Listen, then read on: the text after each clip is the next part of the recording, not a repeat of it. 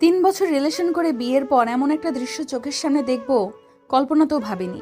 নিজের বর অন্য একটা মেয়ের সাথে এমন ঘনিষ্ঠভাবে দেখব সত্যিই ভাবিনি। নিজের চোখকে বিশ্বাস করতে কষ্ট হচ্ছে। যাকে এত ভালোবেসে পরিবারের সবাইকে ছেড়ে চলে এসেছি, সে আমাকে এভাবে ঠকালো। কিন্তু কেন? ও তো বলতো আমাকে অনেক ভালোবাসে। যদি ভালোই বাসে তাহলে এগুলো কি? সত্যিই কি ভালোবাসতো নাকি সব অভিনয়? না, আর ভাবতে পারছি না। আর দাঁড়ালাম না, নিচে চলে এলাম। কাল আমি আদির জন্য পরিবারের সবাইকে ছেড়ে চলে এসেছি। বাড়িতে সবাইকে আদির কথা বলেছিলাম, কিন্তু কেউ আমাদের মেনে নেয়নি। আমাকে সবাই বলেছে আদি ভালো না, ওকে যেন বিয়ে না করি। কিন্তু আমি ওকে এতটাই ভালোবাসি যে সবার কথা না মেনে আদির মিথ্যা ভালোবাসায় অন্ধ হয়ে গেছিলাম। তাই তো আদির এক কথায় সবাইকে ছেড়ে ওর হাত ধরে চলে আসি। আজ আমরা বিয়ে করেছি, কিন্তু রাতে আমার জন্য এমন একটা সারপ্রাইজ অপেক্ষা করছে সত্যিই ভাবতে পারিনি। সবার বিরোধিতা করে যার সাথে আসলাম সে আমাকে এভাবে ঠকালো। কথাগুলো ভেবে নিজেকে শেষ করে দিতে মন চাইছে। কেন আমি সবার বিরুদ্ধে গিয়ে ওকে বিশ্বাস করলাম? ভালোবাসার মানুষকে অন্য একটা মেয়ের সাথে দেখে বুকের ভেতরটা জ্বলে পুরো ছারখার হয়ে যাচ্ছে। আজকের এই রাত নিয়ে কতই না স্বপ্ন দেখেছিলাম। শত স্বপ্ন কেন মাটি করে দিল? কি দোষ আমার? কথাগুলো ভাবছি আর কান্না করছি। হঠাৎ চোখ গেল খাটের ঘরে ময়লার ঝুড়িতে। মনে হচ্ছে গিফট। আমি কাছে গিয়ে ঝুড়ির উপর করে দিলাম, আর সঙ্গে সঙ্গে ভেতর থেকে একটা চিঠি আর গিফট প্যাকেট বের হলো। যা দেখি আমার পায়ের নিচ থেকে মাটি সরে গেল। এগুলো তো আমারই দেওয়া। কিছুদিন আগে যখন আমাদের রিলেশনের 3 বছর হয়েছে তখন দিয়েছি 2টা গিফট। ও একটা গিফটও খুলে দেখেনি। সব তো আমি যেভাবে দিয়েছিলাম সেইভাবেই আছে। যতগুলো চিঠি দিয়েছিলাম সব সেইভাবেই ভাঁজ করা। তার মানে এগুলোও খুলে দেখেনি। যত দেখছি ততই মনে হচ্ছে আদি আমাকে একটুও ভালোবাসে না। যদি ভালোবাসতো তাহলে এগুলো এভাবে ফেলে রাখতে পারতো না। তাহলে কি আদি কোনো দিন আমাকে ভালোবাসেনি? ভালো না বাসলে এতদিন এত ভালোবাসি ভালোবাসি বলতো সে? এগুলো কি ছিল? 3 বছর কি কম? আমার তো কখনো মনে হয়নি ও আমাকে ভালোবাসে না। আমার কত কেয়ার করতো। ও তো আমার পেছনে ঘুরতো। আমি মেনে নিচ্ছিলাম না বলে সুইসাইডও করতে গিয়েছে। সব কি অভিনয় ছিল? ভালো না বাসলে বিয়ে কেন করলো? ওই মেয়েকে যদি ভালোবেসে থাকে, ওকে যদি বিয়ে করতো, আমায় কেন করলো? বসে কান্না করতে লাগলাম। এর উত্তর দিতেই হবে। কেন আমার সাথে এমন করলো? কেন? কি অপরাধের জন্য এমন করেছে? ওকে বলতেই হবে। আমার ভালোবাসা নিয়ে চিনিমিনি কেন খেললো? হঠাৎ দরজা খুলে কেউ ভেতরে প্রবেশ করলো। আমি চোখ মুছে পেছনে তাকালাম। আদি এসেছে। আমাকে এইভাবে দেখে একটু অবাক হলো, না স্বাভাবিকভাবে তাকিয়ে চোখ ফিরিয়ে নিল। কিছু না বলে বাথরুমে চলে গেল। আমি ভেবেছিলাম আমাকে এইভাবে নিচে বসে থেকে কাঁদতে দেখে হয়তো কিছু বলবে, কিন্তু ওর স্বাভাবিক চাহনি দেখে মনে হচ্ছে ও এটাই চাইছিল। এটা দেখে আরো কষ্ট লাগছে। কেন এমন করছে? আমি উঠে দাঁড়ালাম। আদি বাথরুম থেকে ড্রেস চেঞ্জ করে এসেছে। এসে আমার দিকে না তাকিয়ে খাটের দিকে গেল। ও কি শুতে যাচ্ছে মনে হয়? আমার সাথে কোনো কথা বলছে না। আমি নিজেই ওর সামনে গিয়ে দাঁড়ালাম। আদি, তুমি কোথায় ছিলে এতক্ষণ? আদি আমার মুখের দিকে তাকিয়ে আমার হাত ধরে সামনে থেকে সরিয়ে দিল। আমি আবার গিয়ে দাঁড়ালাম। কি হলো বলো? আমি তোমাকে কিছু জিজ্ঞেস করছি। কার সাথে ছিলে এতক্ষণ আমাকে এখানে একা রেখে? তুমি তো আমায় ভালোবাসো, তাহলে কেন এমন করছো? আর আমার দেওয়া চিঠি, গিফট সবকিছু ফেলে দিছো কেন? তুমি তো বলেছিলে ওগুলো যত্ন করে রেখেছো। যা খুশি তাই করছি। আর আমি তোমাকে থাক, এখন প্রচন্ড ঘুম পাচ্ছে, সামনে থেকে সরো তো। কি বললে তুমি? তোমার ঘুম পাচ্ছে? আর আমি যে কষ্টে মরে যাচ্ছি। কি হয়েছে তোমার, বলো না প্লিজ। তুমি তো আমাকে ভালোবাসো, তাই না? তাহলে এসব কেন করছো? তোমার জন্য আমি আমার পরিবারের সবাইকে ছেড়ে চলে এসেছি। তো আমি কি করব? আমি কি তোমাকে জোর করেছি নাকি? জোর করবে কেন? আমি তো তোমাকে ভালোবাসি, তাই এসেছি। কিন্তু তুমি কি আমাকে ভালোবাসো? আমার কথায় আদি এমন কথা বলবে আমি সত্যিই ভাবিনি। মুখের ওপর এই কথাটা বলতে পারলো কিভাবে? বলো, 3 বছর রিলেশন করে যাকে বিশ্বাস করে এখানে এসেছি, তার কাছে এমন কথা শুনে আর দাঁড়িয়ে থাকতে পারলাম না। ঠাস করে নিচে পড়ে গেলাম। তারপর আর কিচ্ছু মনে নেই। জ্ঞান ফিরে নিজেকে অন্ধকার ঘরে পেলাম। ভালো করে বোঝার চেষ্টা করছি আমি কোথায় আছি। এটা তো সেই রুম যেখানে আদি নিয়ে এসেছে। অন্ধকারের জন্য বুঝতে অসুবিধা হচ্ছিল। চারপাশে আদিকে খুঁজছি, কোথাও নেই। আমি তো আদির সাথে কথা বলতেছিলাম। ঘর অন্ধকার, আমাকে একা রেখে আবার কোথায় গেছে? ও তো তখন বলেছিল আমায় ভালোবাসে না, বলেছিল নাটক, যা আমি সহ্য করতে না পেরে জ্ঞান হারাই। কিসের জন্য এই নাটক করলো? কেন? আমি কি অপরাধ করেছি? কি করব, কি করা উচিত কিছুই বুঝতে পারছি না। কেন এমন করছে আমার সাথে? আবার আমাকে একা রেখে কোথাও চলে যায়নি। আদের মা নেই, বাবা চট্টগ্রাম থেকে ওখানেই বিজনেস করে, ঢাকায় আদি একাই থাকে। আমরা বিয়ে করেছি সেটা সে জানে নাকি আমি জানি না। আমি মেঘনা, আমরা মধ্যবিত্ত পরিবারের, বাবা মা আর ভাই, আমি ছোট্ট। বাবা একজন সরকারি চাকরিজীবী ছিলেন, বর্তমানে অবসরে আছেন। মা হাউসওয়াইফ, ভাই পুলিশ অফিসার। বাড়িতে সবাইকে যেদিন জানিয়েছিলাম, সকাল থেকে আদের কোনো কল আসেনি। সারাদিন অনেকবার ট্রাই করেছি, প্রচুর চিন্তা হচ্ছে কেন ফোন দিচ্ছে না, আর আমার ফোন কেন রিসিভ করছে না, এসব চিন্তা করতেছি। রাতে ড্রয়িং রুমে বসে এসব ভাবছি। বাড়ির সবাই অবশ্য ভাবছে আমি এমন করছি কেন, সারাদিন কিছু খাইও নি। মা অনেক বলেছে কি হয়েছে আমার, আমি কিছু না বলেছি। ভাইয়া অফিস থেকে এসে আমাকে গোমরা মুখ করে বসে থাকতে দেখে অনেক কিছু জিজ্ঞেস করেছে, আমি কিচ্ছু বলিনি। আর বলবো কি করে, ভাইয়া জানলে অনেক বকবে আমি জানি। চিন্তা করতে করতে রুমে এসে বসলাম, অমনি ফোন বেজে উঠল। আমি তো দ্রুত ফোন নিয়ে নিলাম হাতে। এটা আদির কল। রিসিভ করে তো কান্না করে দিলাম। আদি, তুমি আমাকে ভালোবাসো না তাই না? ভালোবাসলে কি আজ সারাদিন আমাকে ফোন না দিয়ে থাকতে পারতে? বলেই আবার কাঁদতে লাগলাম। ওফ মেঘনা, তুমি এত ছেলে মানুষই কেন বলো তো? আর কখন বললাম তোমায় ভালোবাসি না? আমি জানি ভালোবাসলে কি কথা না বলে থাকতে পারতে, আমার ফোনও রিসিভ করনি। আমি অনেক বিজি ছিলাম, তাই তোমার ফোন রিসিভ করিনি। এতে ভালো না বাসা কি হলো? তোমার জন্য আজ সারাদিন আমি না খেয়ে আছি, তুমি ফোন রিসিভ করনি বলে খায়ও নি। সবাই বুঝেছে আমার কিছু একটা হয়েছে, তুমি আর কোনো দিন এমন করো না কিন্তু। আচ্ছা, আর না খেয়ে থাকাটা উচিত না কিন্তু। যাও তাড়াতাড়ি খেয়ে আসো, পরে কথা বলবো। এখন খাবো না, আগে আই লাভ ইউ বলো। ওই পাশ থেকে কিছু শোনার আগে কারো চিৎকার শুনলাম, ভয়ে আমার আত্মা শেষ। এটা তো ভাইয়ার কণ্ঠ। হাত থেকে ফোন পড়ে গেছে, পেছনে তাকিয়ে দেখি ভাইয়া আগুন চোখে আমার দিকে তাকিয়ে আছে। ভাইয়া কি শুনে ফেলেছে? আব্বু আম্মুও কি ভাইয়ার চিৎকার শুনে দৌড়ে আসে? ভাইয়া আমার কাছে এসে ঠাস করে গালে চর বসিয়ে দিল। আমি অবাক হয়ে ভাইয়ার মুখের দিকে তাকিয়ে আছি। ভাইয়া এত সহজে মারে না, আমি খুব বড় কোনো অন্যায় করলে এমন জোরে মারে। তার মানে ভাইয়া সব শুনেছে। চর খেয়ে যে ব্যথা পেয়েছি তার থেকে বেশি ভয় লাগছে ভাইয়া সব শুনে ফেলেছে বলে। কার সাথে কথা বলছিলি বল? তার জন্য না খেয়ে আসিস? কি হলো, কথা বলিস না কেন? তোমাকে আদর দিয়ে বাদর তৈরি করা হয়েছে, নইলে এসব করতে পারতে না। আমি চুপ করে চোখের জল ফেলছি, আর ভাইয়া আমাকে কথা শুনিয়েই যাচ্ছে। আব্বু এসে জিজ্ঞেস করছে কেন এমন করছে। তোমার মেয়ে কোনো এক ছেলেকে আই লাভ ইউ বলছিল ফোনে, আর তার জন্য নাকি না খেয়ে বসে আছে। সবাই মিলে আমাকে এতগুলো কথা শুনিয়ে চলে গেল, যাওয়ার আগে ফোনটাও নিয়ে গেল। এত কথাগুলো শুনেও আমার খারাপ লাগেনি, কষ্ট লাগেনি। কষ্ট লাগছিল ফোনটা নিয়ে গেছিল বলে। দুদিন আদের সাথে যোগাযোগ করতে পারিনি, ফোন কোনোভাবে নিতে পারছিলাম না। হঠাৎ কারো কথায় বাস্তবে ফিরলাম, তাকিয়ে দেখি আদি, সাথে একটা লোক, মনে হচ্ছে ডাক্তার। তাহলে আদি কি ডাক্তার আনতে গেছিল? আমাকে যদি ভালো না বাসে তাহলে ডাক্তার আনতে কেন গিয়েছিল? ডাক্তার আমাকে দেখে বলল না খেয়ে থাকার জন্য জ্ঞান হারিয়েছিলাম। তারপর ডাক্তার চলে গেল, আদিও সাথে গেল। সকালে বাড়ি থেকে না খেয়ে বের হয়েছিলাম। এখানে আসার পর আদি আমাকে একবার খেতে বলেছিল, আমি না করেছিলাম, আর খাওয়া হয়নি। এরপর আদি হাতে খাবার নিয়ে এলো, আমার সামনে খাবার রেখে খেতে বলল। আমাকে ভালো না বাসলে বিয়ে কেন করলে? আবার এখন সেবা যত্ন কেন করছো? ওই মেয়েকে যাকে নিয়ে তুমি ছাদে ছিলে, আর সে গেল কোথায়? তোমার কোনো কথার উত্তর আমি দেব না, শুধু এইটুকু জেনে রাখো আমি তোমায় ভালোবাসি না। আগে যা ছিল সব নাটক, আর সেই নাটকটা করেছি তোমাকে বিয়ে করে কষ্ট দেওয়ার জন্য। আচ্ছা, কষ্ট না দিয়ে খাওয়াচ্ছ কেন? কষ্ট দাও, আমি জানি তুমি আমাকে ভালোবাসো, কিন্তু কেন স্বীকার করছো না? এটা তোমার ভুল ধারণা, তা খুব শীঘ্রই বুঝবে। আর খাওয়াচ্ছি কেন, না খাওয়ালে তোমাকে শাস্তি দেব কিভাবে? বলে জোর করে খাওয়াতে লাগলো। আমাকে খাইয়ে দিয়ে সোফায় শুয়ে পড়লো, আর আমি অবাক হয়ে তাকিয়ে আছি। তুমি সোফায় শুলে কেন? এখানে আসো। তোমার সাথে শুতে যাব আমি। চুপচাপ ঘুমিয়ে পড়ো, কাল থেকে অন্য রুমে শোবে। কেন অন্য রুমে শুবো? আমি এখানে থেকে কোথাও যাব না, আর তুমিও আমার সাথে ঘুমাবে। বলে উঠে গিয়ে দাঁড়ালাম আদির সামনে। কি হলো, আসো, খাটে আসো। তুমি আমার হাজবেন্ড, তোমাকে আমি আমার সাথেই ঘুমাতে হবে, ভালো না বাসলেও। আদি আমার কথা কানে না নিয়ে চোখ বুজে শুয়ে পড়লো। আমি নীরব ভাবে তাকিয়ে দেখছি কি করা যায়। বাথরুমে গিয়ে পানি এনে আদির শরীরে ঢেলে দিলাম। হঠাৎ এমন হওয়ায় চিৎকার করে উঠে দাঁড়ালো।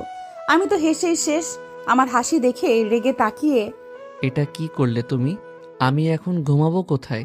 অন্য রুমও অপরিষ্কার, যে সেখানে যাব তোমার জন্য এগুলো হয়েছে। তুমি নিচে শুবে আর আমি খাটে। কথাটা বলেই খাটে শুয়ে পড়ল। আমিও খাটের দিকে এগিয়ে গেলাম। একদম খাটে আসবে না, নিচে অথবা ভেজা সোফায় শুয়ে পড়ো। তুমি নষ্ট করেছো, এখন তুমি কাজ করো।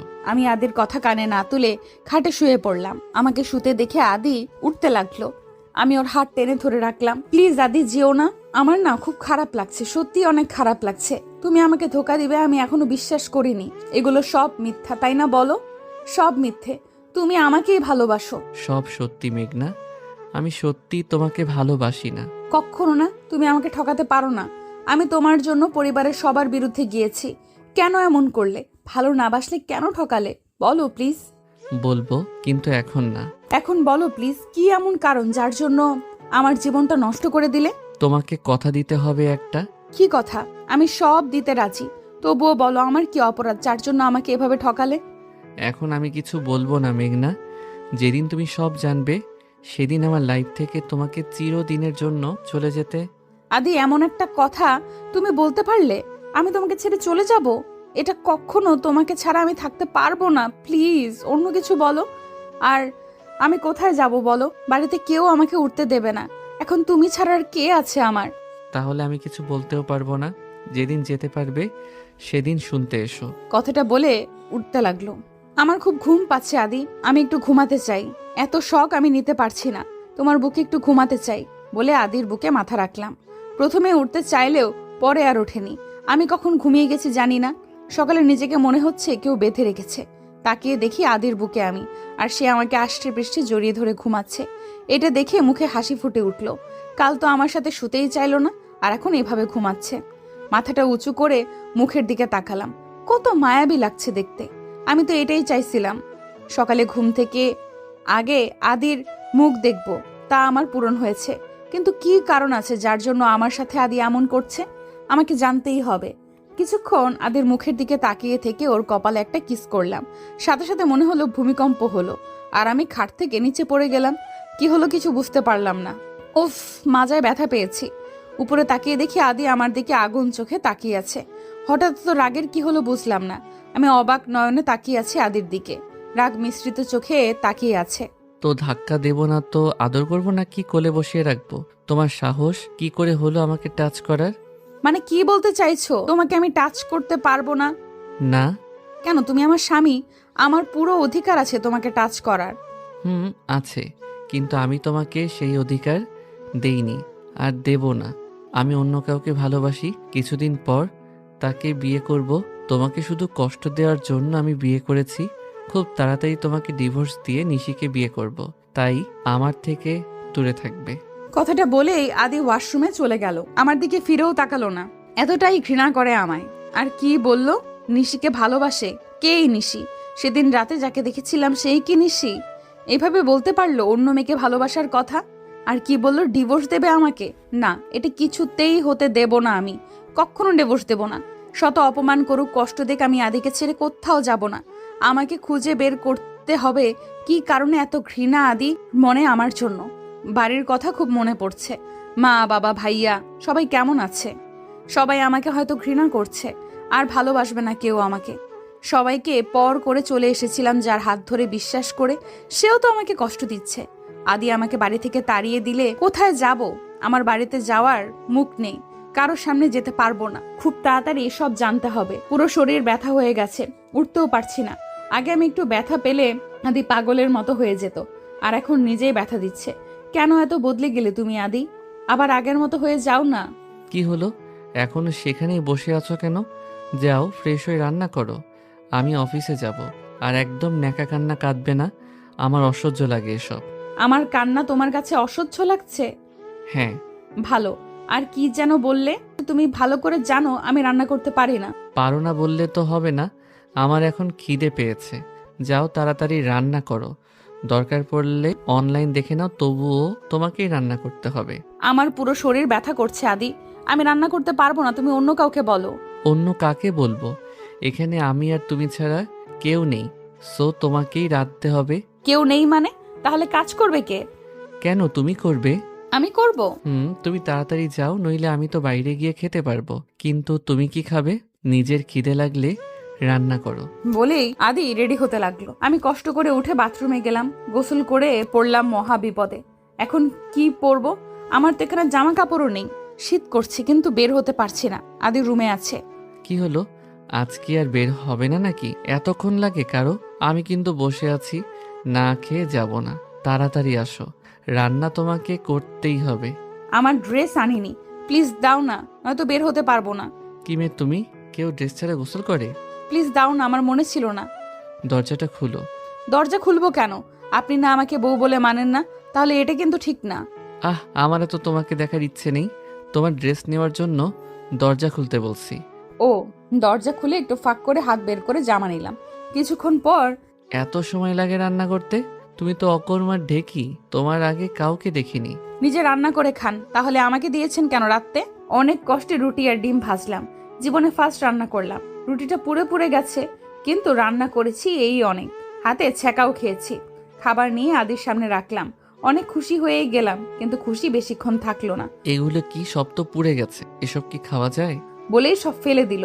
আমি ভেবেছিলাম আমার রান্না যেমনই হোক আদি মজা করে খাবে, কিন্তু আমার সমস্ত বিশ্বাস ভেঙে ফেলে দিল। তারপর চলে গেল। আমি সব আবার উঠিয়ে প্লেটে রাখলাম। চোখের পানি বাদ মানছে না। এত অবহেলা মেনে নেওয়া যায়? খিদে পেয়েছিল এখন, আর খাওয়ার ইচ্ছেও নেই। রুমে এসে শুয়ে পড়লাম। অনেক খারাপ লাগছে, একটু ঘুমানো দরকার। বিকেলের দিকে ঘুম থেকে উঠে এখন আর নড়তে পারছি না। এত খিদে পেয়েছে যে আমি নড়তেও পারছি না।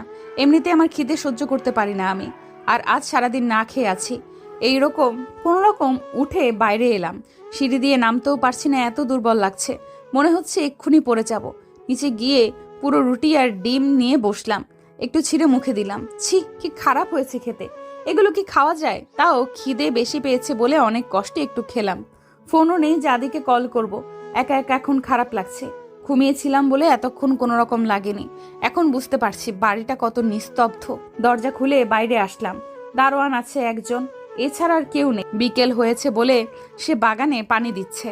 আমি এগিয়ে গেলাম তার সাথে একটু কথা বলার জন্য। আর তো কেউ নেই কথা বলার মতো। বাগানটা সুন্দর, আদি করেছে। মনে হয় সব ধরনের ফুল আছে। দারোয়ান কাকা আমাকে দেখে দৌড়ে এলো। কিছু বুঝলাম না, এমন দৌড়ে আসার কি আছে? কি হয়েছে কাকা, আপনি দৌড়াদৌড়ি করছেন কেন? অবাক হয়ে। আপনি এখানে কেন? কিছু কি হয়েছে? কোনো দরকার থাকলে আমি যেতাম, আপনি কষ্ট করতে গেলেন কেন? এত ব্যস্ত হওয়ার কিছু নেই, আমি এমনি এসেছি। বাড়িতে কেউ নেই তো, তাই একা একা ভালো লাগছিল না, তাই আপনার সাথে পরিচিত হতে এলাম। ও আচ্ছা, আর কখনো এভাবে বাইরে আইসেন না। আদি বাবা জানলে আমারে অনেক বকবে। এখন ভিতরে চলে যান। এত ভয় পাচ্ছেন কেন? আর বকবে কেন? আমি তো ঘুরতে এসেছি। সে আর কিছু না বলে চলে গেল। এত ভয় পাওয়ার কি আছে? ঘুরতেই তো এসেছি। দেখলাম সে গেটের কাছে গিয়ে তালা দিল ভালো করে, তারপর আবার গাছে পানি দিতে লাগলো। এখন বুঝলাম ভয়ের কারণ। আদি নিশ্চয়ই বলে গেছে আমি যেন বাড়ি থেকে না বের হই। তার মানে আদি ভেবেছে আমি পালিয়ে যাব। সত্যি কত বোকা আদি, আমি নাকি পালিয়ে যাব? এটা তো কখনো হবে না, শত কষ্ট দিক। আমি তো এত সহজে যাচ্ছি না। যাকে ভালোবাসি, যার হাত ধরে বাড়ির সবাইকে ছেড়ে এসেছি, সে কেন আমার সাথে এমন করছে সব না জেনেই চলে যাব? অসম্ভব। কথাগুলো ভেবে ভেতরে চলে এলাম। রাত 8টা বাজে, এখন পর্যন্ত আদি বাড়ি আসে নাই। এত বড় একটা বাড়িতে আমি একা ভয়ে ভয়ে আছি। কখন আসবে কে জানে? ওর কি একটু চিন্তা হচ্ছে না আমি কিভাবে আছি, কি করছি? এত পাষাণ হয়েছে ও। 9টার দিকে আদি বাড়ি এলো। মনে হয় অনেক পরিশ্রম করেছে দেখে অনেক টায়ার্ড লাগছে। এসে বাথরুমে গিয়ে গোসল সেরে এলো। তারপর ডাস করে খাটে শুয়ে পড়ল। আমি ওর মাথার কাছে গিয়ে বসলাম। তারপর মাথা টিপে দিতে লাগলাম। ও আমার হাত নিজের হাতের মুঠোয় নিয়ে বিড়বিড় করে কি যেন বলতে লাগলো। তারপর হাতটা ওর বুকে চেপে ধরলো। আমি ওর কথা বোঝার জন্য কানটা ওর মুখের কাছে এগিয়ে নিলাম, কিন্তু কিছুই বুঝতে পারছি না। আদি কি বলছো? আমি তো কিছুই বুঝছি না। এখন আর কথা বলছে না। মুখের দিকে তাকিয়ে দেখি ঘুমিয়ে গেছে। কি বলতেছিল আদি? শুধু ধোকা দিয়েছে কেন? এটা বুঝেছি, কে কাকে ধোকা দিয়েছে। খেয়ে এসেছে নাকি কে জানে। নিচে এসে কি করা যায় ভাবছি। পুরো কিচেন ঘুরে নুডলস পেলাম। আমার অনেক পছন্দ। আম্মু যখন রান্না করতো আমি দাঁড়িয়ে থাকতাম আম্মুর পাশে, কারণ ভাইয়াও নুডলস খাওয়া নিয়ে ঝগড়া করতাম সব সময় দুজন। আম্মুর রান্না মনে করে নুডলস রাঁধলাম। একটু খেয়ে দেখলাম ভালো হয়েছে, খাওয়া যাবে। প্লেটে করে রুমে এসে দেখলাম এখনো শুয়ে আছে আদি। আমি কাছে গিয়ে কয়েকবার ডাকলাম, কোনো সাড়া শব্দ নেই। হাত দিয়ে ধাক্কা দিলাম। কি শরীর এত গরম। ভালো করে মাথায় ঘাড়ে হাত দিয়ে দেখি প্রচন্ড গরম। তার মানে আদির জ্বর এসেছে। এত জ্বর, এখন কি করব আমি তো কাউকে চিনিও না। এখনকার ডাক্তার পাবো কই? আমার জ্বর আসলে আম্মু পানি ভিজিয়ে দিত, আমিও তাই করি, দেখি কাজ হয় নাকি। অনেকক্ষণ দিলাম কিন্তু কিছুই হচ্ছে না। আদির নাম্বার নিয়ে দারোয়ান কাকাকে ফোন দিলাম, সেও ফোন ধরছে না। কয়েকবার দিয়ে রেখে দিলাম, মনে হয় ঘুমিয়ে পড়েছে। একটু পর কলিং বেল বাজানোর শব্দ পেলাম। এত রাতে আবার কে এলো? দরজার কাছে এসে বললাম, কে? ম্যাডাম, আমি শফিক, আপনাদের দারোয়ান। আমাকে ফোন দিয়েছিল আদি বাবা। ও আপনি? আপনি তো আমার ফোন রিসিভ করছিলেন না। দরজা খুললাম। কি হয়েছে ম্যাডাম? এত রাতে ফোন দিয়েছিল কেন আদি বাবা? আদি না, আমি দিয়েছি। কেন, কি হয়েছে? আদির অনেক জ্বর এসেছে, আমি কি করব ভেবে পাচ্ছি না। আপনি একটু ডাক্তারকে খবর দিতে পারবেন? পারবো। আপনি এত চিন্তা করেন না, আমি আসছি। একটু পর শফিক ডাক্তার নিয়ে আসে। 2 দিন জ্বর থাকে আদির। এত কষ্ট হচ্ছিল ওর, উঠতে পারে নাই। আমাকে কিছু বলেও নি। এই 2 দিন আমি ওর সাথেই থেকেছি। দারোয়ান কাকাকে বলে বাইরের খাবার আনিয়ে খাইয়েছি। এদিকে আমার বাবা মা মেয়ের চিন্তায় শেষ। আমার মেয়েটা কোথায় চলে গেল? 4 দিন হয়ে গেছে মেয়েটা নিখোঁজ।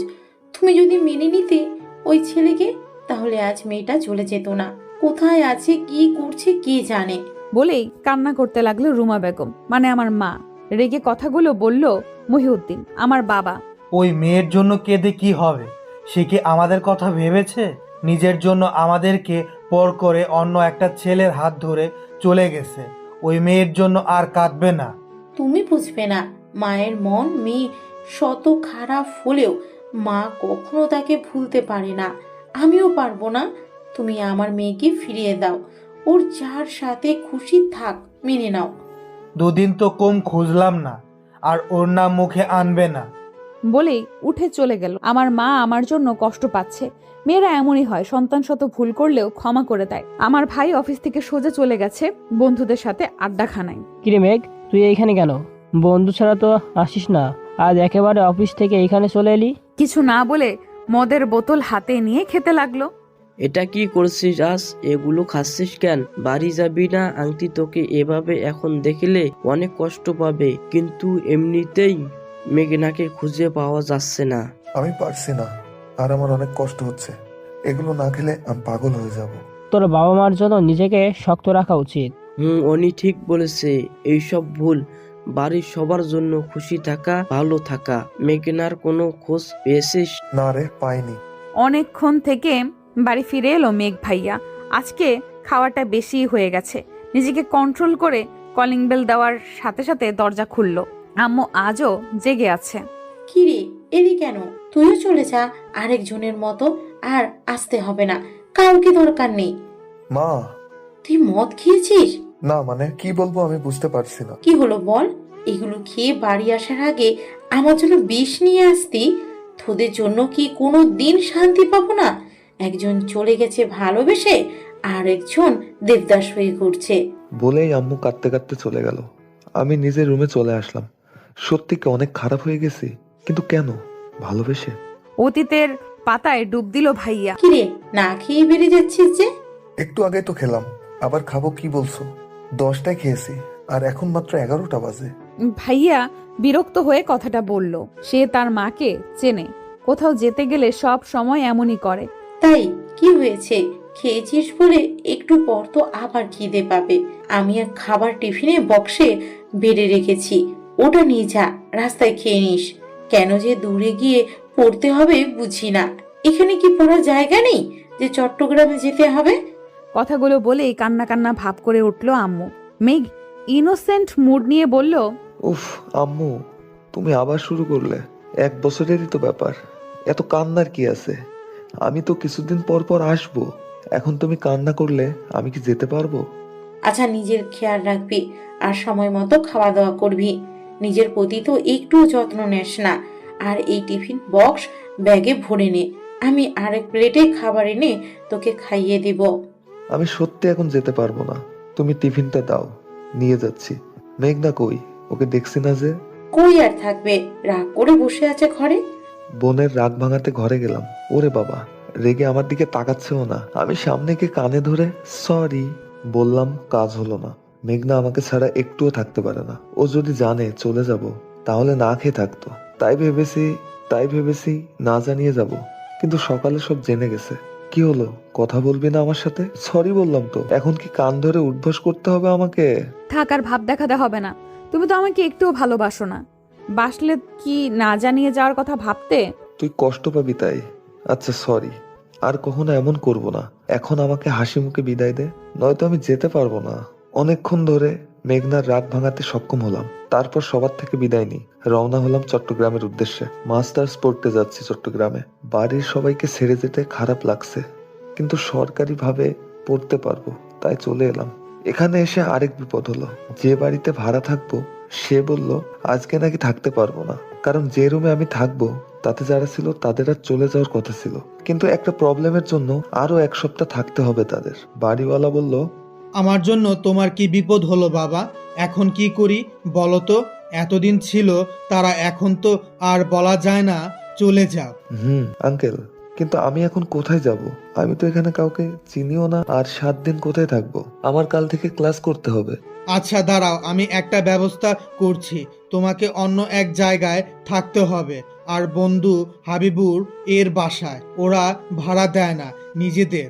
আমি ফোন করে বলে দিচ্ছি, তুমি ওখানে যাও, 1 সপ্তাহ পর এখানে থেকো। বাড়ির সামনে দাঁড়িয়ে আছে ভাইয়া। বাড়িটা অনেক বড়, দোতলা গেটের বাইরে দাঁড়িয়ে আছে। অন্যের বাসায় যেতেও কেমন জানি লাগছে তার। হঠাৎ দারোয়ান তাকে দাঁড়িয়ে থাকতে দেখে বেরিয়ে এলো। কাকে চাই? এভাবে দাঁড়িয়ে আছেন কেন? এটা কি হাবিবুর রহমানের বাড়ি? হুম।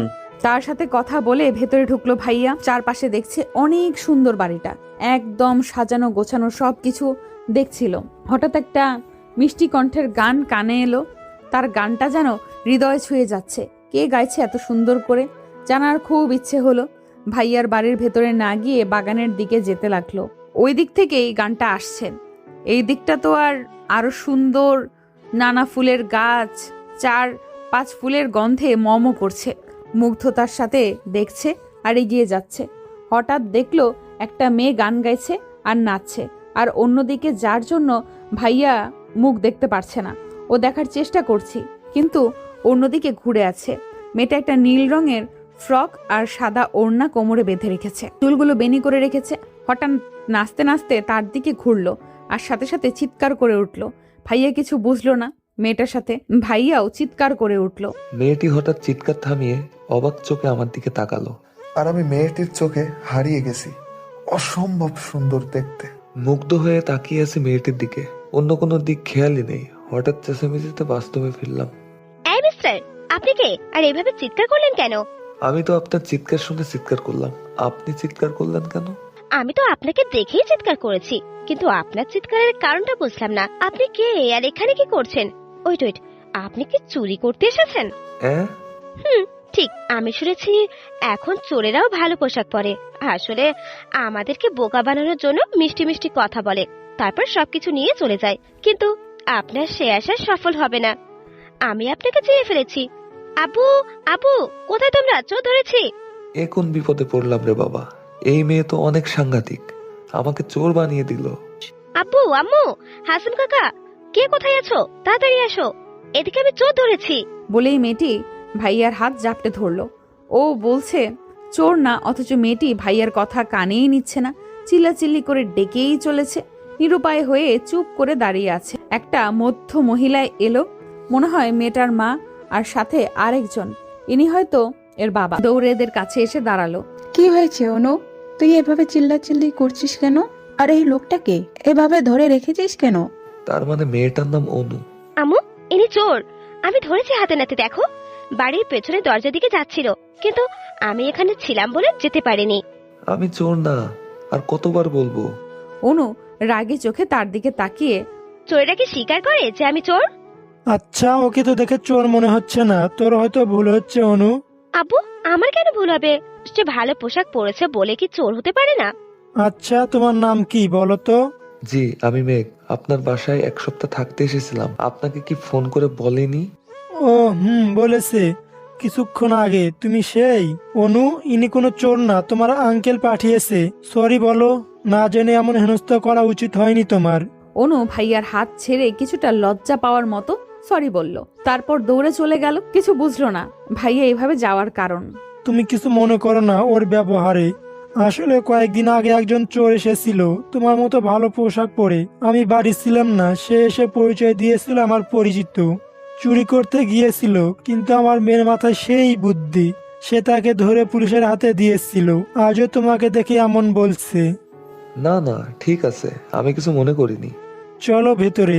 তার সাথে বাড়ির ভেতরে গেল ভাইয়া, একটা রুমে নিয়ে এলো তাকে। তুমি এই রুমে থাকতে পারো, এটা আমার ছেলের রুম। আমি তো বাড়ি ভাড়া দেই না, তাই গেস্ট রুম পরিষ্কার করা নেই।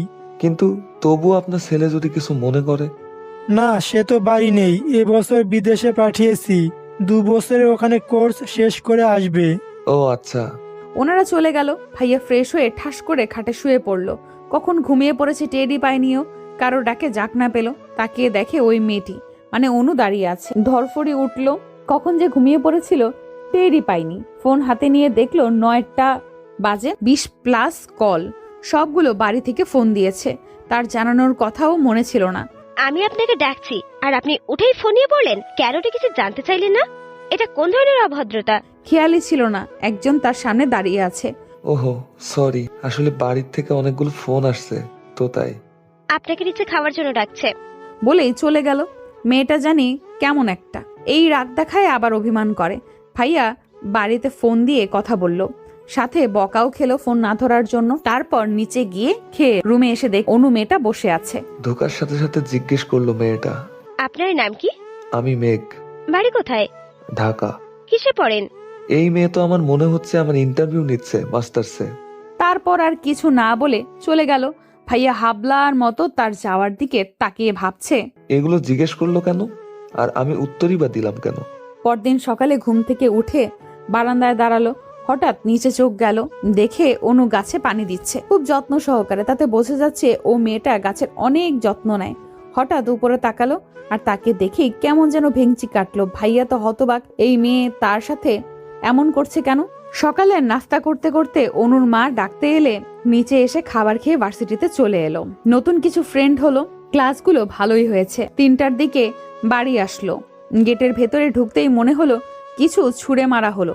সামনে তাকিয়ে অবাক ভাইয়া, কারণ অনুর পুরো শরীর ভিজে আর কাদা ভরা মাটিতে ভেজা। তার মানে বৃষ্টি হয়েছে। কিন্তু অনুর অবস্থা দেখে ওকে যে কেউ বলবে এই মেয়ে বাচ্চা না হলে এমন কাদায় গড়াগড়ি খেত। কাদা ছেটাচ্ছে, যার ফলে শরীরেও কাদা এসে লেগেছে। একটু রেগেই কাছে গেল। এগুলো কি, আমার শরীরে কি দিয়েছেন দেখেন। অনু ভাইয়ার দিকে তাকিয়ে হিহি করে হেসে উঠল। যাও একটু রেগে ছিল, ওর ওই হাসি দেখে ভাইয়া সমস্ত রাগ উবে কোথায় গেল কে জানে। ওর হাসিতেই হারিয়ে গেল। মুগ্ধ হয়ে ওর হাসি দেখছে, অপূর্ব সুন্দর লাগছে। আবার কিছু শরীরে ছিটে আসায় বাস্তবে ফিরলো ও। তাকে অনু আবার শরীর কাদা দিচ্ছে। এগুলো কি, আপনি আমার শরীরে আবার কাদা দিচ্ছেন কেন? তো কি করব, একবার না দেখে দিয়েছি, কিন্তু এখন আপনি কোথায় হারিয়ে গিয়েছিলেন তাই বাস্তবে আনতে দিলাম। বলেই হেসে উঠল। ওর কথা একটু বিষম খেলো ভাইয়া। আসলেই তো, তার কি হয়েছে?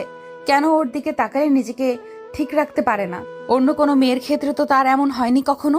তাহলে আর কিছু না ভেবে দ্রুত গতিতে চলে এলে ওর সামনে থেকে। রাতে রুমে শুয়ে আছে আর ভাবছে কি হলো তার, কেন খালি অনুর মুখটাই ভেসে ওঠে। কি জন্য? ভাইয়া কি ওকে ভালোবেসে ফেলেছে? না না, এটা কিছুতেই হতে পারে না। সে এখানে নিজের প্রয়োজনে তাদের সহায়তায় আছে। তাদের সাথে এটা করা ঠিক হবে না। ও আর বেশি অনুর কাছে যাবে না। দুদিন যেদিকে অনু আছে সেদিকে কত গিয়েছে, কিন্তু অনুর সাথে কথা বলার ইচ্ছে কিছুতেই দমাতে পারেনি সে। খুব করে কাছে চায় ওকে। তাদের বিশ্বাস ভাঙতে চায় না বলে নিজেকে দূরে রাখতে চায়। কিন্তু অনু একটু পর পর এটা ওটা বলেই থাকে।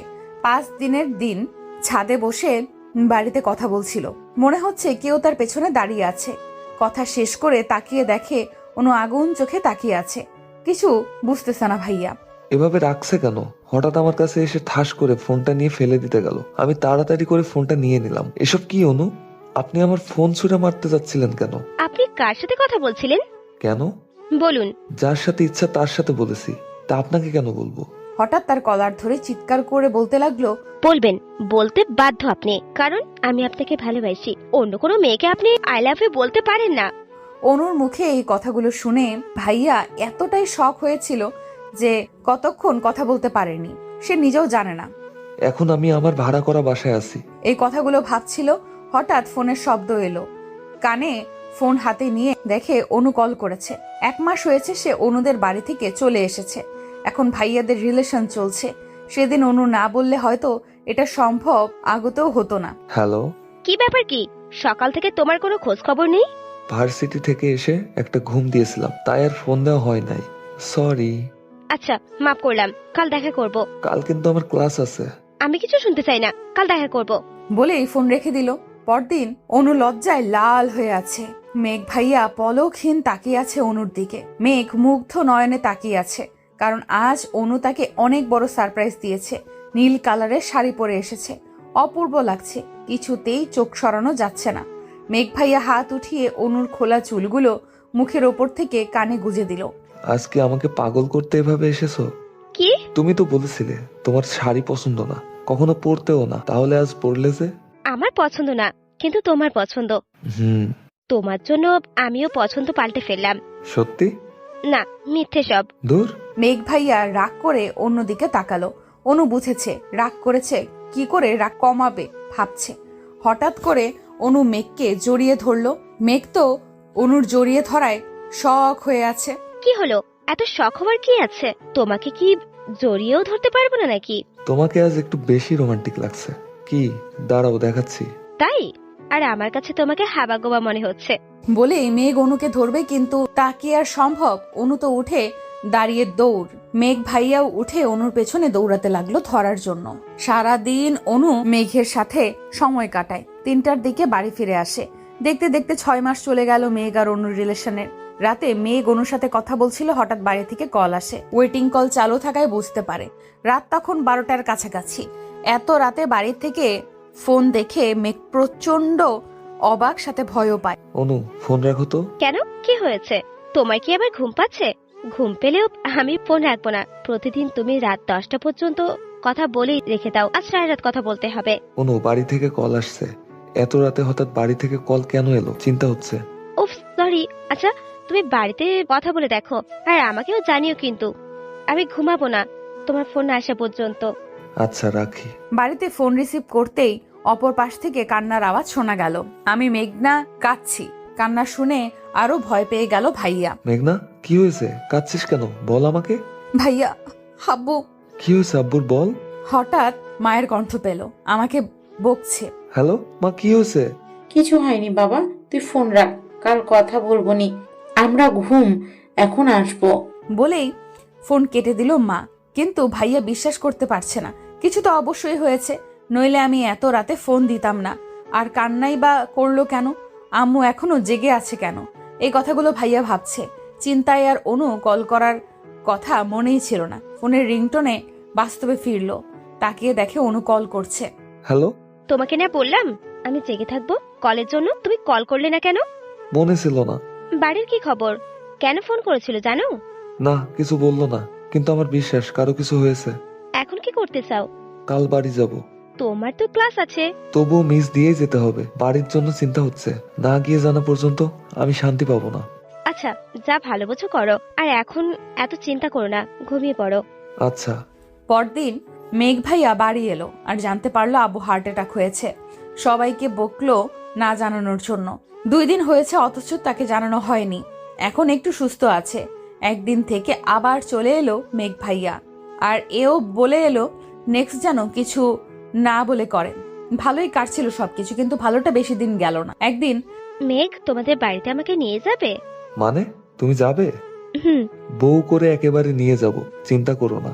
আমার না এখনই যেতে ইচ্ছে হচ্ছে, নিয়ে চলো না প্লিজ। তুমি কি আমাকে নিয়ে যেতে ভয় পাচ্ছ? কি বলছো? ভয় পাবো কেন? তাহলে নিয়ে যেতে চাইছো না কেন? তোমার জন্য। আমার জন্য?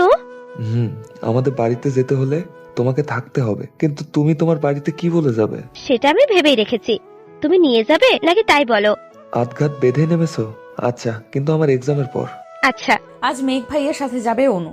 সকাল থেকে গোছগাছ করছে। মেঘ ঢাকা থেকে নিতে আসবে। মেঘ ভাইয়া 1 সপ্তাহ আগে গিয়েছে বাড়ি। আমার তখন বাড়িতে মানাতে পারিনি। আজ অনেক কষ্ট করে সামিয়াদের বাড়ি যাবে বলে রাজি করিয়েছি।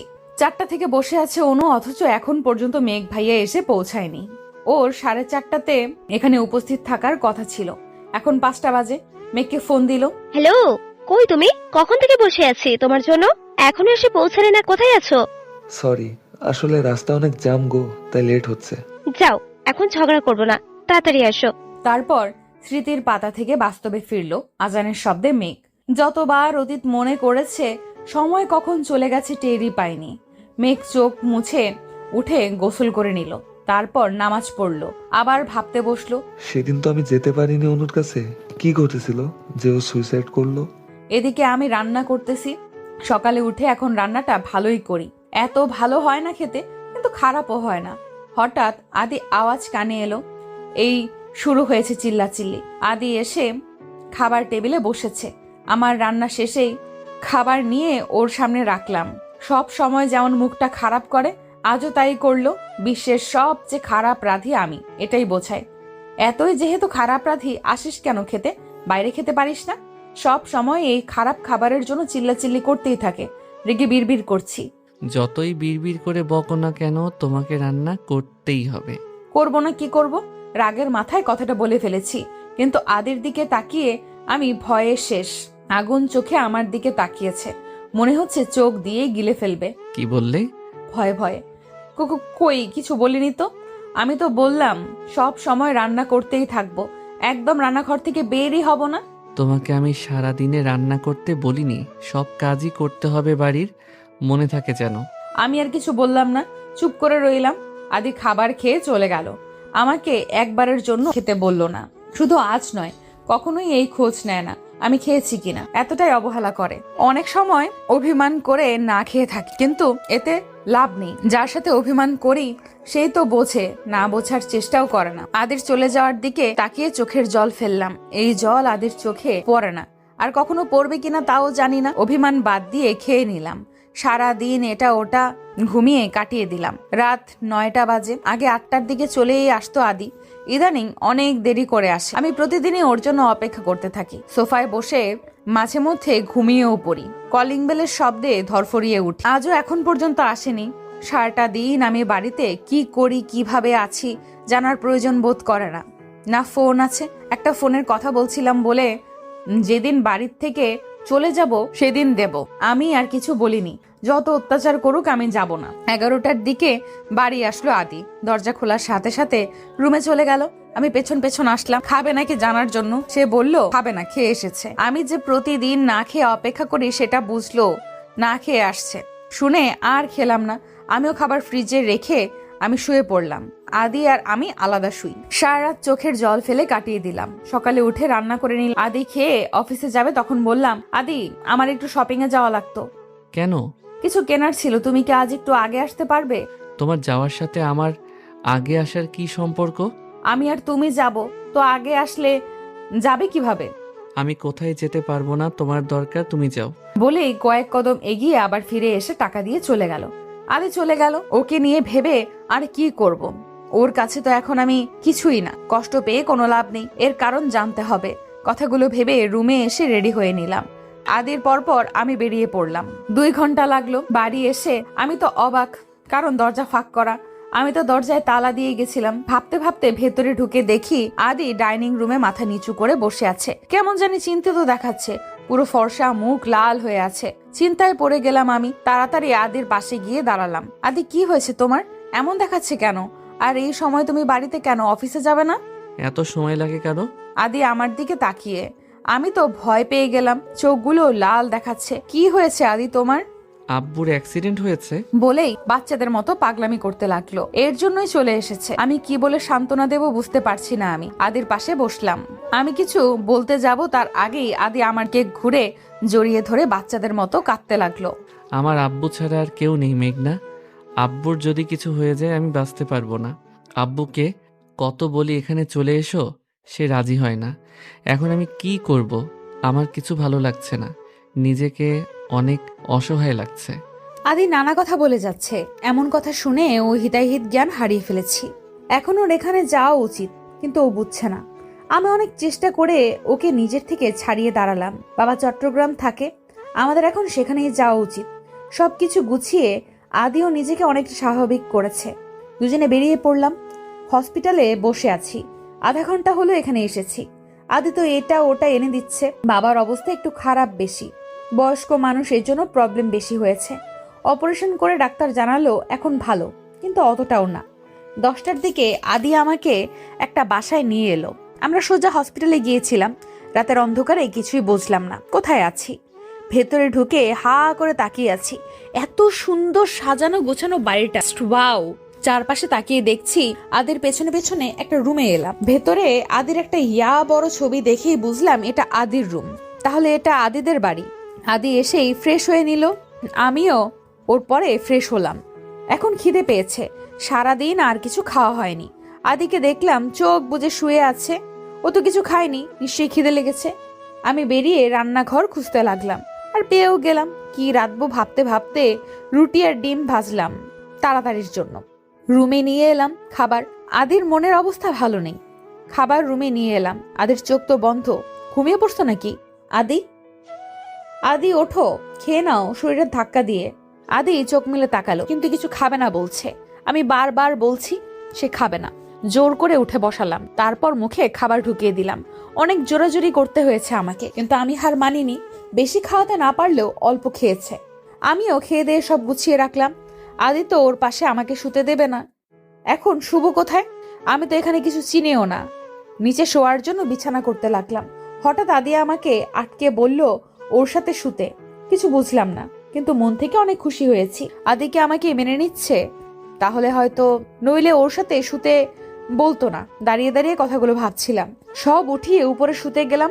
আমার সব আশায় জল ঢেলে আদি মাঝখানে একটা কোল বালিশ রেখে অন্যদিকে ঘুরে শুয়ে পড়লো। আমি আর কি করব, আমিও শুয়ে পড়লাম। মাঝরাতে হঠাৎ মনে হচ্ছে কেউ আমার কপালে নরম কিছু দিচ্ছে, কারো কান্নার আওয়াজ, কিছু বলছে। আমার তো ভয় করছে। ঘুমের রেশটা ভালো করে কমে এলো। এখন কথা ভালো করে বুঝতে পারছি, এটা তো আদির কণ্ঠ। এত রাতে আদি কি বলছে? আদি অনেক কিছু বলছে। ওর চোখে পানি আমার হাতেও পড়ছে। এতে না তাকিয়েও বুঝতে পারছি ও কান্না করছে। এত কিসের কষ্ট ওর? আর বলছে আমাকে নাকি ভালোবাসে, কিন্তু ভালোবাসলে আবার কিন্তু কেন? কিছু গড়বড় আছে, আমাকে সেটাই জানতে হবে। কেন নিজের সাথে আমাকে কষ্ট দিচ্ছে? কথাগুলো ভাবতে ভাবতে কখন ঘুমিয়ে পড়েছি বুঝতে পারিনি। সকালে ঘুম থেকে উঠে নড়তে পারছি না। কেউ আমাকে আষ্টে পৃষ্ঠে বেঁধে রেখেছে। কানে কারো হার্টবিটের শব্দও আসছে। কিছু বুঝতে পারছি না কি হচ্ছে। আস্তে আস্তে চোখ মেলে তাকালাম। এ তো আদি আমাকে একদম নিজের সাথে জড়িয়ে রেখেছে। বিয়ের প্রথম দিন, আর আজ এভাবে ঘুম থেকে উঠে আদিকে এত কাছে দেখে অনেক ভালো লাগছে। এখন আর আমার চিন্তা নেই। আদি যে আমাকে ভালোবাসে সেটা আমি জেনেও গেছি।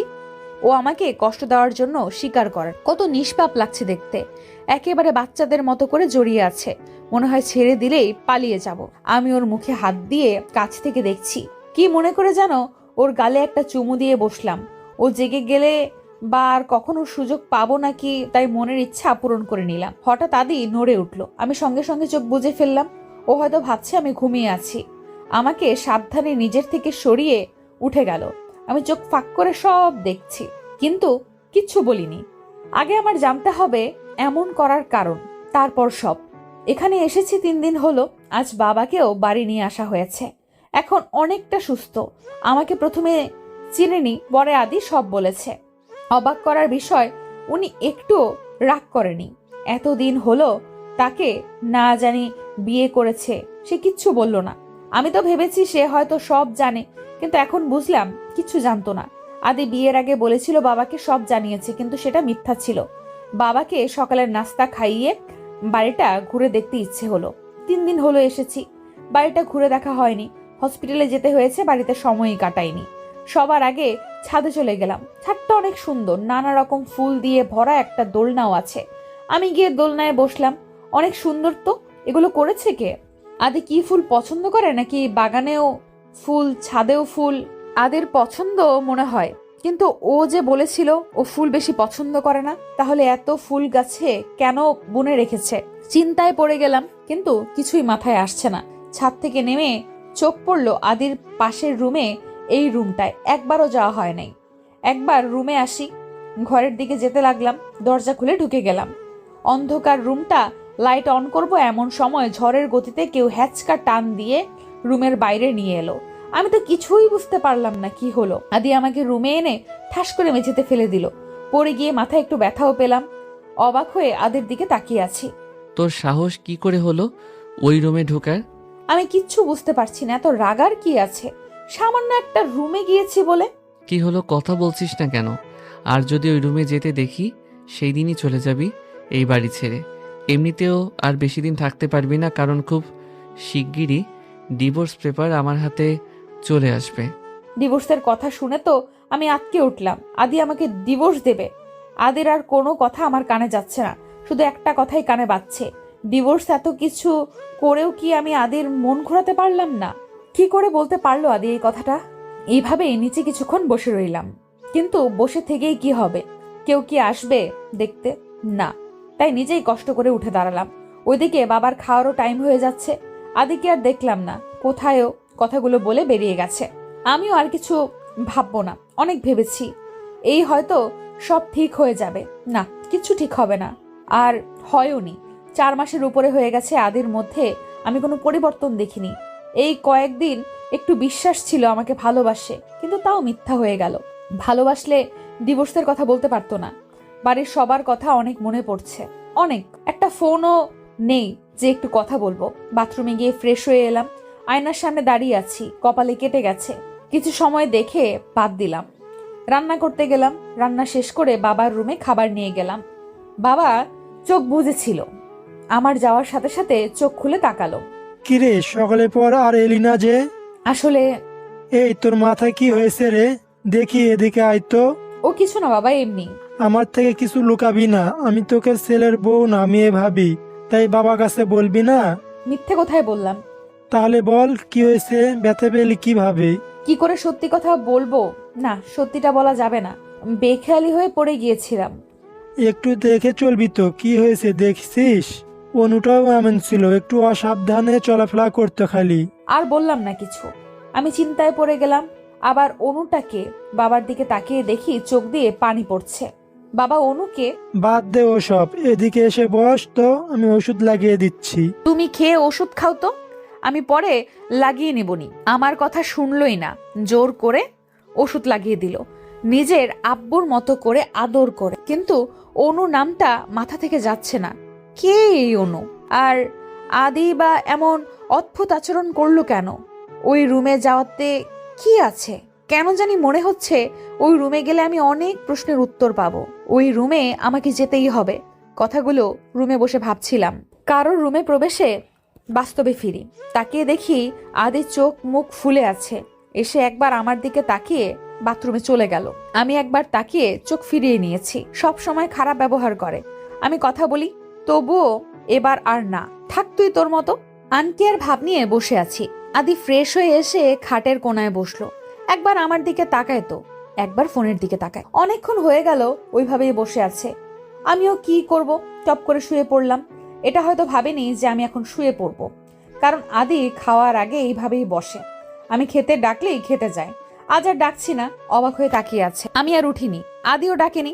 মাগরিবের আজান শুনে জাগনা পেলাম। আশেপাশে তাকিয়ে দেখি আদিকে দেখতে পেলাম না। পরদিন আদি সকাল সকাল ঢাকা গেল। ওই অফিসে যেতে হবে কোন এক দরকারে। আমি আর কথাই বলিনি। এই সুযোগ ওই রুমে যাওয়ার, দেখতে হবে কি আছে। রুমের সামনে দাঁড়িয়ে আছি, ব্যথাটায় চোখ নিয়ে, কারণ সামনে তালা ঝোলানো। শিওর আদির কাজ এটা। কি করা যায় এখন? ঢুকবো কি করে? আবার রুমে এসে সব জায়গায় চাবি খুঁজতে লাগলাম। না, কোথাও নাই আদি। সকালে যে শার্ট পরেছিল ওইটা সোফায় ছিল। কি মনে করে যে ওইটা হাতে পকেটে পেয়ে গেলাম চাবিটা। খুশিতে আমার নাচতে মন চাইছে এখন। দ্রুত চাবি নিয়ে ওই রুমে ঢুকলাম। লাইট অন করে বাচ্চাদের রুমের মতো একদম পুরো রুমে পুতুল দিয়ে ভরা। আমি কি পাবো এখানে? আর রুমটা কার? এই ঘরে আসার জন্য আদি এত রিয়াক্ট করলো কেন? কিছু মাথায় আসছে না। দেওয়াল একটা ছবি দেখে অবাক হলাম। একটা মেয়ের ছবি। কে এই মেয়ে? আমার মনে হচ্ছে চিনি, কিন্তু কোথায় দেখেছি? কিছুক্ষণ ভেবেই মনে পড়ে গেল এই মেয়ের ছবি তো ভাইয়ার ফোনে দেখেছিলাম। নাম অনু বলেছিল, কিন্তু এখানে এই মেয়ের ছবি কেন? আদির সাথে কি সম্পর্ক তার? একটা ডায়েরি চোখে পড়লো। কৌতূহল নিয়ে ডায়েরিটা হাতে নিলাম। অনুর ডায়েরি, কিন্তু এটা এখন পড়া যাবে না। ডায়েরিটা আমি নিয়ে যাই, আবার পরে রেখে যাবনি। হঠাৎ বাইরের ভেতরে কয়েকটা পেজ দেখতে পেলাম। পেজগুলো বের করে হাতে নিলাম। এটা তো এই ডায়েরির পেজ এখানে কেন? ছেঁড়া হয়েছে মনে হচ্ছে। আমি ওই পেজগুলো নিয়ে এলাম। রান্না শেষ করে বাবার কাছে গেলাম। এখন বাবা অনেকটা সুস্থ, হাঁটাচলা করতে পারে। বাবাকে খাইয়ে দিয়ে এলাম। 3টার মতো বাজে, আমিও খেয়ে নিলাম। এখন রুমে বসে আছি। একবার ডায়েরিটা পড়ার কথা ভাবছি তো আরেকবার আদির কথা ভাবছি। এই বুঝি এসে পড়ে। না, আর বসে থাকতে ভালো লাগছে না। উঠে ডায়েরিটা নিয়ে বসলাম। এখানে তো আদির কথাও আছে। তার মানে অনু আদিরই বোন। এতদিনের সম্পর্ক ছিল, আমি জানতেই পারিনি। ডায়েরি পড়ে এটা বুঝতে পারলাম, এই সেই মেয়ে যাকে ভাইয়া ভালোবাসতো। কিন্তু সে কোথায় এখন? বিয়ের পর তো কখনো দেখিনি, আর এখানে আসার পরও না। ভাইয়া তো আর কিছু বলেনি। অনেক ডেসপারেট হয়ে গেছিল সেই ঘটনার পর। এখানে তো আমাদের বাড়ি যাব পর্যন্ত আজ। তাহলে আদি কি এই ডায়েরি পড়েই ভাইয়াকে ভুল বুঝেছে? না, আমাকে ওর ভুল ভাঙাতে হবে, কিন্তু কারণটা তো আমার জানতে হবে। আর যদি অনুর সাথে একবার আমার দেখা হতো, ওই তো বলতে পারতো। হঠাৎ ডায়েরির ছেঁড়া পেজের কথা মনে পড়লো। ওইখানে কিছু থাকতে পারে। ওই পেজগুলো নিয়ে পড়তে লাগলাম। ওই দিনের ঘটনা। অনু 7টা পর্যন্ত এখানে বসে রইল। না মেঘের আসার নাম ও গন্ধ নেই। রাগ হচ্ছে প্রচন্ড। বারবার কল করছে, কলও রিসিভ করছে না। এখন ফোনটা বন্ধও বলছে।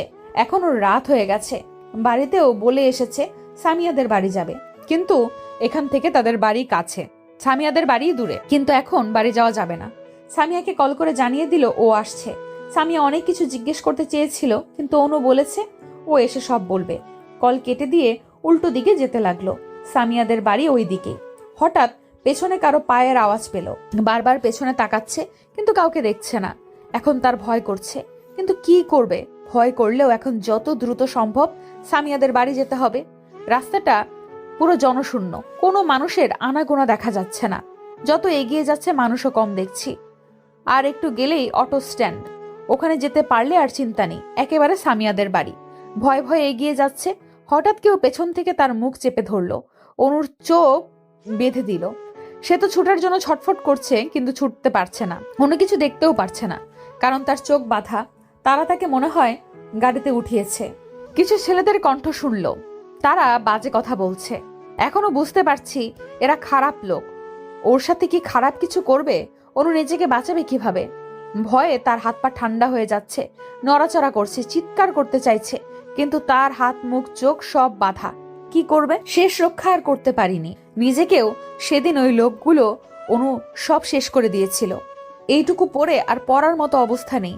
আমার চোখ দিয়ে অঝরে পানি পড়ে যাচ্ছে। এমন খারাপ কিছু আছে কল্পনাও করিনি, আর পড়িনি। ডায়েরি সামনে নিয়েই ভাবছি সেদিন ভাইয়া কেন যায়নি। সেদিন মেঘ খুশি মনে বাড়ি থেকে বেরিয়ে যায়, বাড়িতে সবাইকে সব জানিয়ে। সবাই ফ্রি ছিলাম বলে ভাইয়া তার ভালোবাসার কথা জানিয়ে দেয়।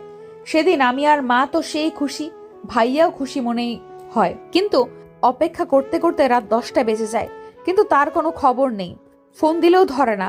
সারা রাত পার হয়ে যায়, কোনো খবর আসে না। সবাই চিন্তায় পড়ে যায়। 5টার দিকে একটা ফোন আসে, সেটা ভাইয়ার নাম্বার দেখেই আমি, মা, আব্বু খুশি হয়ে ফোন রিসিভ করি, সাথে রেগেও যাই। সারা রাত কেন যোগাযোগ করলো না? কিন্তু এমন একটা খবর শুনে পায়ের নিচ থেকে আমাদের মাটি সরে যায়। ভাইয়ার অ্যাক্সিডেন্ট হয়েছে। ভাইয়ার অবস্থা অনেক খারাপ। মাথায় প্রচুর আঘাত পাওয়াতে 1 মাস অসুস্থ থাকে। যখন জ্ঞান ফিরে শুধু একটা নাম বারবার বলে, অনু। হঠাৎ কেউ আমাকে টেনে দাঁড় করিয়ে গালের সজোরে থাপ্পড় বসিয়ে দেয়। আমি ছিটকে পড়ে আগের ব্যথা পাওয়ার জায়গায় আবার ব্যথা পেয়ে আহ করে উঠি। উপরে তাকিয়ে দেখি আদি অগ্নি দৃষ্টিতে তাকিয়ে আছে। তুই কাজটা ঠিক করিসনি। আমি তোকে বলেছিলাম ওই ঘরে না যেতে, তুই শুনিসনি। তোকে বলেছিলাম যেদিন সব জানবি সেদিন এই বাড়িতে তোর জায়গা হবে না। এখন তুই তো সব জেনেই গেলি। আজই তোকে বাড়ি থেকে চলে যেতে হবে। আদি কি বলছো এসব? দেখো, তুমি সবটা জানো না, আমার কথা শোনো প্লিজ। আমি কিছু জানতে বা শুনতেও চাই না। তুই যে এখন আমাকে মিথ্যা বুঝিয়ে বলবি তোর ভাইয়ের কোনো দোষ নেই, আমি সেটা কিছুতেই বিশ্বাস করব না। উঠতে গিয়ে আমি কেন বানানি কথা বলবো? আদি, আমি তোমার ভুলটা ভাঙাবো, আমার কথাটা তো শোনো। আদি আমাকে টেনে ওঠায়। কোনো মিথ্যে কথা শুনতে চাই না। তোর ভাইয়ের জন্য আজ আমার আদরের বোনটা নেই। তোর ভাই আমার বোনকে ঠকিয়েছে, মিথ্যা আশ্বাস দিয়ে নষ্ট করে দিয়েছে, যার জন্য সুইসাইড করতে হয়েছে। যার গায়ে কোনোদিন ফুলের টোকাও লাগতে দেই নাই, তাকে কষ্ট দিয়েছে। কোনোদিন আমি তোদের ক্ষমা করব না। আমার পুরো পরিবার শেষ হয়ে গেছে তোদের জন্য। আমার মাও চলে গেছে মেয়ের শোকে। এই জন্যই তো তোকে পালিয়ে নিয়ে এসে বিয়ে করেছি। তোর পরিবারের সবাই আমাকে মেনে নেবে বলেছিল, আমি তাদের সাথে খারাপ ব্যবহার করি, যার জন্য মেনে নেয়নি। আমার পরিবারের সব শেষ। এখন তোর পরিবারে কেউ ভালো নেই, কেউ না, সবাই চিন্তা তোর বাবা হসপিটালে ভর্তি আছে। আমি আর শুনতে পারছি না। এত কিছু করেছে আদি, আর আমি কিছু বুঝতে পারলাম না। যেখানে আমার ভাইয়ের কোনো দোষই নেই, তার জন্য এত কিছু। মানছি ওনার সাথে খারাপ হয়েছে, তাই বলে না জেনে আমাদের সাথে। আদি, তুমি অনেক বড় ভুল করছো। যে দোষ আমার ভাই করেইনি, তার জন্য তুমি এত কিছু করলে। তোমার সবকিছু জানা দরকার। তোর মিথ্যে কথাই ভুলবো না, আমি কোনো ভুল করিনি। ডায়েরি পরে সব জানতে পেরেছি। তুমি তোর আর কোনো কথা শুনতে চাই না। ডিভোর্স পেপার আর 1 সপ্তাহ পর আসবো ভেবেছিলাম, সেই দিনই তোকে কিন্তু না, আজই তোর চলে যেতে হবে। আদি, আমার কথা শোনো, তুমি ভুল করছো। আমি কোনো ভুল করছি না, চলো। বলেই আমাকে টেনে নিয়ে যেতে লাগলো। আমি বারবার আমার কথা শুনতে বলছি, কিন্তু আদি কোনো কথাই শুনছে না। আমাকে ভুল ভাঙানোর কোনো সুযোগই দিচ্ছে না। নিজেকে এত অসহায় লাগছে বলে বোঝাতে পারবো না। আমাদের চেঁচামেচির শব্দ বাবার কানেও চলে গেছে, ওইখান থেকেই ডেকে যাচ্ছে। আমিও বাবাকে ডাকছি, সে আসলে হয়তো আদি ছাড়বে, কিন্তু আদি আর কিছু না, দরজার কাছে এনে আমাকে বের করে দিল। আদি প্লিজ, এমন করো না। সন্ধ্যা হয়ে গেছে, আমি এখন কোথায় যাব বলো? প্লিজ আমার কথা ভালোভাবে শোনো। তারপরও যদি তোমার বিশ্বাস না হয়, কাল আমি নিজেই চলে যাব, কিন্তু আজকে না, প্লিজ। না, কিছু শুনবো না, চলে যা তুই যেখানে খুশি। বলেই আদি দরজা আটকে দিল। কোথায় যাব, কি করব, কিছু বুঝে উঠছি না। ওইখানেই বসে পড়লাম। চিৎকার করে বলতে ইচ্ছে করছে, কেন আদি, কেন তুমি আমার কথা শুনলে না? কেন যে দোষ আমরা করিনি, সেই জন্য শাস্তি পাচ্ছি। একবার যদি আদি আমার কথাগুলো শুনতো, ওর ভুল ভাঙতে পারত। কিছুক্ষণ বসে রইলাম এই ভেবে আদি হয়তো আসবে। এই রাতে আমি কোথায় যাব, কি করব ভেবে 10 মিনিটের মতো হয়ে গেল, তার কোনো খবর নাই। এদিকে আদিরও আমায় তাড়িয়ে ভালো লাগছে না। সামনে যতই বলুক, মন থেকে তো সেও ভালোবাসে, কিন্তু বোনের জন্য তা মানে না। এখন মেয়েকে নিয়ে টেনশন হচ্ছে, আবার বোনের কথা ভেবে নিজেকে শক্ত করছে। রুমে বসে ভাবছে ওর কথাগুলো। বাবা এলো হঠাৎ, তাকে জিজ্ঞেস করলো কি হয়েছে। প্রথম থেকে সব বলল বাবাকে। সিসি, তুই এমন কাজ করবি আমি ভাবতে পারিনি। যদিও এই ছেলেটার দোষ, কিন্তু তাই বলে মেয়েটাকে কষ্ট দিয়ে তোর কি লাভ হলো? মেঘনার কি দোষ সেখানে একজন অন্যজনের সাথে? তুই এগুলো কিভাবে করলি? তাহলে তোর আর ওর মধ্যে পার্থক্য কি রইলো? বাবা আদিকে অনেক বকে চলে গেল। কথাগুলো আমার কানে বাজছে। সত্যি কি আমি ভুল করছি? না, আমি কেন ভুল করব?